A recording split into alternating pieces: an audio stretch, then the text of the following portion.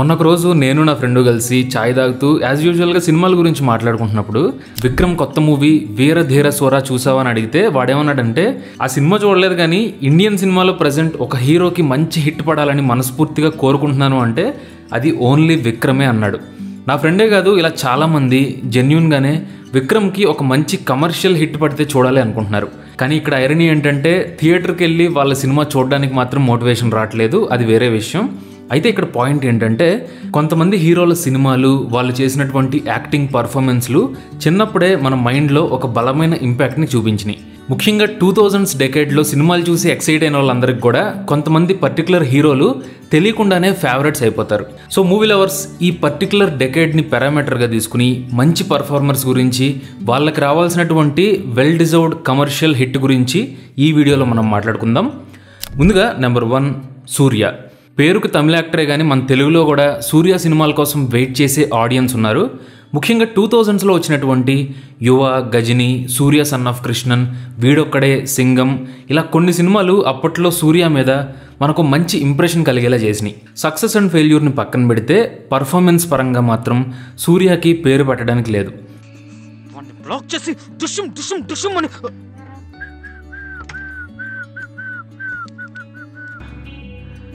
అయితే ఆ నమ్మకంతోనే నేను కూడా రీసెంట్గా కంగువా సినిమాకి వెళ్ళి కంగు తినడం జరిగింది. ఇంతకు ముందు కూడా ఇలాంటి బ్యాడ్ ఎక్స్పీరియన్స్లు ఉన్నాయి. కానీ ఆయన కెరీర్లోనే బెస్ట్ ఫిల్మ్స్ అయినటువంటి ఆకాశమే నీ హద్దురా అండ్ జై భీమ్ ఈ 2 సినిమాలు కనుక థియేటర్లో పడి ఉంటే సూర్యకి ఆ మచ్ నీడెడ్ కమర్షియల్ సక్సెస్ వచ్చుండేది. ఏదేమైనా ఇప్పుడు నెక్స్ట్ మంత్ మేలో రాబోతున్నటువంటి రెట్రోతో మళ్ళీ మన పాత సూర్య మ్యాజిక్ని ఎక్స్పీరియన్స్ చేయాలని కోరుకుంటున్నాను. సూర్యలాగే తెలుగు వాళ్ళకి ఎమోషనల్గా కనెక్ట్ అయినటువంటి మరో హీరో నెంబర్ 2 విక్రమ్. ఇంట్రోలో మాట్లాడుకున్నట్టు నిజంగానే సినిమాల్ని జెన్యూన్ పర్ఫార్మెన్స్ని ఇష్టపడే వాళ్ళందరూ కూడా విక్రమ్ గారికి మంచి హిట్ పడితే బాగుండు అనుకుంటున్నారు. ఎందుకంటే సినిమా రిజల్ట్తో సంబంధం లేకుండా ప్రతిసారి కూడా తన 100% ఎఫర్ట్ పెట్టి యాక్టింగ్ చేసే హీరో విక్రమ్ గారు. 5 హత్యలు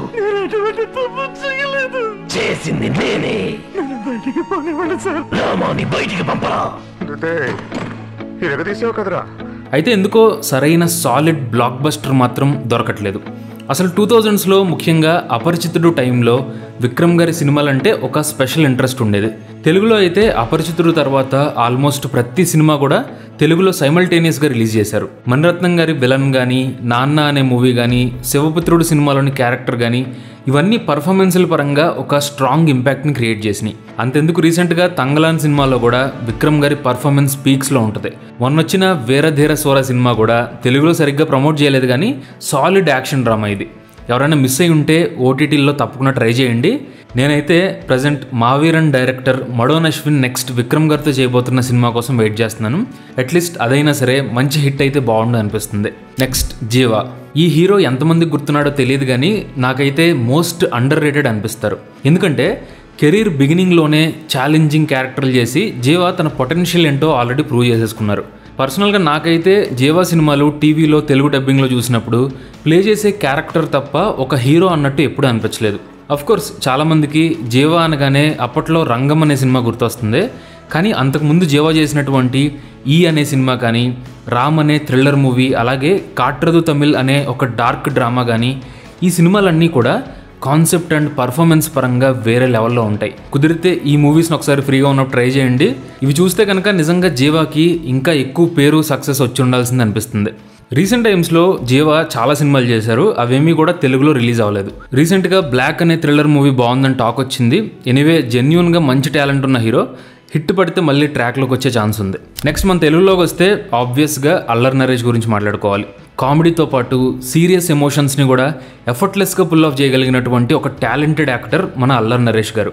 క్యారెక్టర్కి తగ్గట్టు బాడీ లాంగ్వేజ్ని, డైలాగ్ డెలివరీని మార్చుకుంటూ పర్ఫార్మెన్స్తో ఆడియన్స్ని క్యాప్టివేట్ చేసే హీరో. యాక్చువల్గా మీరు అబ్జర్వ్ చేస్తే నరేష్ గారి స్టోరీ సెలక్షన్లో వేరియేషన్ ఉంటుంది. ఎందుకంటే ఒక్కో సినిమాని ఒక్కో డిఫరెంట్ జానర్లో ట్రై చేస్తూ ఉంటారు. అలాగే ఇప్పుడు కామెడీతో పాటు సీరియస్ రోల్స్ని కూడా కన్సిడర్ చేస్తున్నారు. కానీ నాంది తప్ప మిగిలినవన్నీ కూడా జస్ట్ ట్రై చేసినట్టే ఉంటాయి. యాక్టింగ్ బాగున్నా సరే స్టోరీ టెల్లింగ్ పరంగా డైరెక్టర్లు మాత్రం నరేష్ గారిని సరిగ్గా వాడుకోవట్లేదో అనిపిస్తుంది. రీసెంట్గా కొన్ని ఇంటర్వ్యూల్లో కొత్త ఫిల్మ్ మేకర్లతో పనిచేస్తున్నానని, అలాగే క్రైమ్ కామెడీ, బ్లాక్ కామెడీ ఇలాంటి కొత్త జానర్లను కూడా ట్రై చేస్తున్నానని చెప్పారు. సో నరేష్ గారి నుండి ఇలాంటి మూవీస్ కోసం నేను వెయిట్ చేస్తున్నాను. Next number 5 Gopichand. గోపీచంద్ గారి పర్ఫార్మెన్స్ గురించి ఒక్క ముక్కలో చెప్పాలంటే ఇంటెన్సిటీ అనే పదం నాకు గుర్తొస్తుంది. నిజంగా నాకు తెలిసి నిజం, వర్షం, జయం ఈ 3 సినిమాలు చూస్తే తెలుగు సినిమా చరిత్రలోనే one of the greatest villains అనిపిస్తారు. అలాగే అట్ ద సేమ్ టైం యజ్ఞం, లక్ష్యం, ఒక్కడున్నాడు, సాహసం, గోలీమార్ ఇలాంటి సినిమాలు చూస్తే మెయిన్ స్ట్రీమ్ మూవీస్లో కూడా ఒక వర్సిటాలిటీని మెయింటైన్ చేసినట్టు అనిపిస్తుంది. నిజంగా గోపీచంద్ గారు ఒక జెన్యూన్ పర్ఫార్మర్, అందులో అసలు డౌట్ లేదు. ఒక పవర్ఫుల్ ఫిజికల్ ప్రెజెన్స్తో పాటు గోపీచంద్ గారి వాయిస్లో కూడా కమర్షియల్ సినిమాని క్యారీ చేయగలిగినటువంటి బలం కనిపిస్తుంది. అయితే రీసెంట్ టైమ్స్లో కొన్ని చాయిస్లు, ఎక్స్పెక్టేషన్స్ సరిగ్గా రీచ్ అవ్వలేదు. సో నెక్స్ట్ రాబోయే సినిమాల్లో అయినా సరే ఈ కట్అవుట్కి కరెక్ట్గా ఒక గట్టి హిట్ పడాలని నేను కోరుకుంటున్నాను. నెక్స్ట్ శర్వానంద్. ఏదో ఒక చట్టంలోనూ ఇమేజ్లోనూ ఇరుక్కోకుండా మ్యాక్సిమం కొత్త రకం సినిమాలు ట్రై చేసినటువంటి హీరో మన శర్వానంద్ గారు. కెరీర్ స్టార్టింగ్లోనే హెవీ ఎమోషన్స్ ఉన్నటువంటి స్ట్రాంగ్ క్యారెక్టర్లను ప్లే చేసి ఒక యాక్టర్గా ఆయన ఎప్పుడో ప్రూవ్ చేసేసుకున్నారు. ముఖ్యంగా ప్రస్థానం, అమ్మ చెప్పింది, అందరి బంధువయ్య, గమ్యం ఇలా ఆల్మోస్ట్ ఒక 5 సంవత్సరాల గ్యాప్లో రిలీజ్ అయినటువంటి ఈ మూవీస్ అన్నీ కూడా అప్పట్లో శర్వానంద్కి ఒక సాలిడ్ బేస్ని క్రియేట్ చేసినాయి. అయితే కమర్షియల్గా వర్కౌట్ అయినటువంటి రన్ రాజా రన్ కానీ, శతమానం భవతి కానీ ఈ మూవీస్లో కూడా శర్వానంద్ పర్ఫార్మెన్స్ రొటీన్ అనిపించదో న్యూయాన్స్డ్గా, న్యాచురల్గానే ఉంటుంది. అంతెందుకు 3 years బ్యాక్ వచ్చినటువంటి ఒకే ఒక జీవితం మూవీ కూడా ఒక మంచి ఎమోషనల్ ఎక్స్పీరియన్స్ అని చెప్పాలి. అయితే స్టిల్ శర్వానంద్ సినిమా అంటే మినిమం గ్యారంటీ అన్న ఫీల్ రాలేదు. సో జెన్యూన్గానే సక్సెస్ని డిజర్వ్ చేసే యాక్టర్ కాబట్టి మళ్ళీ బౌన్స్ బ్యాక్ అవ్వాలని కోరుకుంటున్నాను. నెక్స్ట్ రవితేజ. మొన్న రోజు ర్యాండమ్గా అమెజాన్ ప్రైమ్లో స్క్రోల్ చేస్తుంటే నా ఆటోగ్రాఫ్ సినిమా కనిపించింది. చూసి చాలా రోజులైంది కదా అని చెప్పి ఒకసారి ప్లే చేస్తే ఇన్స్టెంట్గా మళ్ళీ ఆ పాత మ్యాజిక్లోకి తీసుకెళ్ళిపోయింది ఆ సినిమా. దానికి రీజన్ ఆఫ్ కోర్స్ స్టోరీ, ఆ నోస్టాల్జియా, ఎమోషన్స్ ఇవన్నీ. అయితే రవితేజ గారి పర్ఫార్మెన్స్ చూసిన తర్వాత ఈ యాక్టర్ని మాత్రం నేను మిస్ అవుతున్నాను అనిపించింది. అఫ్కోర్స్ ఆ సినిమా ఆడలేదు, అలాంటివి చేసినా చూడలేదనే ఎక్కువగా కమర్షియల్ సినిమాలు చేస్తున్నారు అనే వాదన కూడా కరెక్టే. కానీ ఇంకో నిజం ఏంటంటే మసాలా యాక్షన్ మూవీస్, కామెడీ సినిమాలు, ఎమోషనల్ డ్రామాలు జానరా ఏదైనా సరే రవితేజ్ గారు మాత్రం ఒక బ్రిలియంట్ యాక్టర్. కానీ ఫ్యాక్ట్ ఏంటంటే రీసెంట్ టైమ్స్లో ఆ బ్రిలియన్స్ని తెలుగు సినిమా లవర్స్ బాగా మిస్ అవుతున్నారు. పర్సనల్గా నాకైతే కమర్షియల్ సక్సెస్తో పాటు కంటెంట్ పరంగా కూడా ముందు రవితేజ్ గారు సక్సెస్ అయితే చూడాలని ఉంది. నెక్స్ట్ హిందీలోకి వెళ్తే నెంబర్ 8 ఆమిర్ ఖాన్. ఆబ్వియస్గా ఈయన ఒక లెజెండ్, అందులో అసలు డౌటే లేదు. అయితే దంగల్ తర్వాత ఆమిర్ ఖాన్ గారి కెరీర్లో ఒక సాలిడ్ హిట్ అనేది రాలేదు. మూవీస్లో కూడా ఏదో ఒకటి మిస్ అవుతుంది. బేసిక్గా ఆమిర్ ఖాన్ ఒక స్టోరీని సెలెక్ట్ చేసుకోవడానికి టైం తీసుకుంటారు. మిగిలిన స్టార్స్ లాగా ఓన్లీ మనీ ఒక్కటే ఆయన ఇంటెన్షన్ కాదు, ఫ్యాన్ సర్వీస్ కూడా ఎక్కువగా చేయరు. అందుకే ఆయన ఫిల్మోగ్రఫీలో టిపికల్ హీరో టైప్ సినిమాలు కాకుండా క్యారెక్టర్ సెంట్రిక్ స్ట్రాంగ్ స్టోరీసే కనిపిస్తాయి. రీసెంట్గా లాపతా లేడీస్ మూవీ కోసం ఆమిర్ ఖాన్ ఇచ్చినటువంటి ఆడిషన్ టేప్ వైరల్ అయింది. ఆ రోల్కి ఆయన సూట్ అవర్ అనిపించి director Kiran Rao and producer Aamir Khan ఇద్దరూ కూడా రవికిషన్ని సెలెక్ట్ చేసుకోవడం అనేది సినిమా క్వాలిటీకి వీళ్ళు ఇచ్చేటువంటి వాల్యూ ఏంటో మనకు చూపిస్తుంది. సింపుల్గా చెప్పాలంటే నిజంగా ఇండియన్ సినిమాకి ఆమిర్ ఖాన్ గారి కాంట్రిబ్యూషన్ చాలా ఎక్కువ. సో తొందరలోనే మళ్ళీ Dangal range block buster movie ఇవ్వాలని ఆశిస్తున్నాను. అండ్ అలాగే ఆమిర్ ఖాన్, లోకేష్ కనగరాజ్ కూలీ సినిమాలో కూడా ఒక స్పెషల్ క్యారెక్టర్ చేస్తున్నారని చెప్పి టాక్ ఉంది. So let's wait and see. తర్వాత నెంబర్ 9 హృతిక్ రోషన్.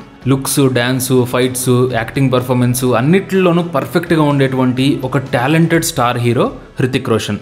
ఈయన సినిమాల విషయంలో చాలా సెలెక్టివ్గా ఉంటారు, కానీ స్టోరీలో క్వాలిటీ అండ్ ఆ వావ్ ఫ్యాక్టర్ తీసుకురావడంలో రీసెంట్ మూవీస్ మరీ అంతగా సక్సెస్ అవ్వలేదు.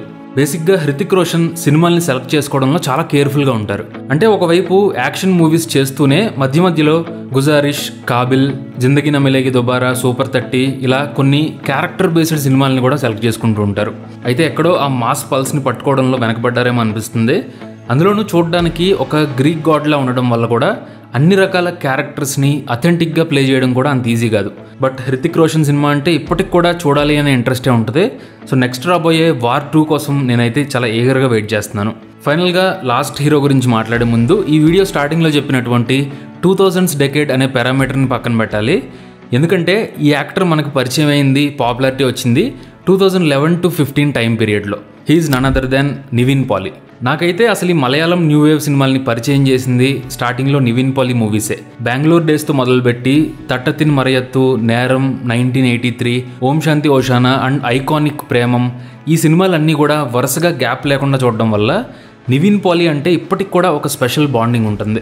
అయితే రీసెంట్ టైమ్స్లో నివిన్ పాలి సినిమాలు ఏం అంతగా ఇంపాక్ట్ చూపించలేదు, చాలా వరకు నేను చూడలేదు కూడా. వరుసగా ఫ్లాప్స్ వచ్చినా కానీ ఒక పర్ఫార్మర్గా నివిన్ పాలి ఎప్పుడూ ఫెయిల్ అవ్వలేదు. సపోజ్ మూతాన్, తుర్ముఖం అనే మూవీస్లో నివిన్ పాలీ యాక్టింగ్ చాలా బాగుంటుంది. బాయ్ నెక్స్ట్ డోర్ టైప్ సినిమాల నుండి కొంచెం ఛాలెంజింగ్గా ఉండే రోల్స్ని కూడా ఈజీగా పుల్ ఆఫ్ చేసేటువంటి టాలెంటెడ్ యాక్టర్.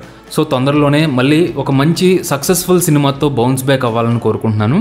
మూవీ లవర్స్, ఈ వీడియోని ఇక్కడి వరకు చూసుంటే మీకు కూడా ఇలా 2000స్లో బాగా నచ్చి ఇప్పుడు స్ట్రగుల్ అవుతున్నటువంటి ఫేవరెట్ హీరోలు ఎవరో కింద కామెంట్ చేయండి. Thanks for watching this video.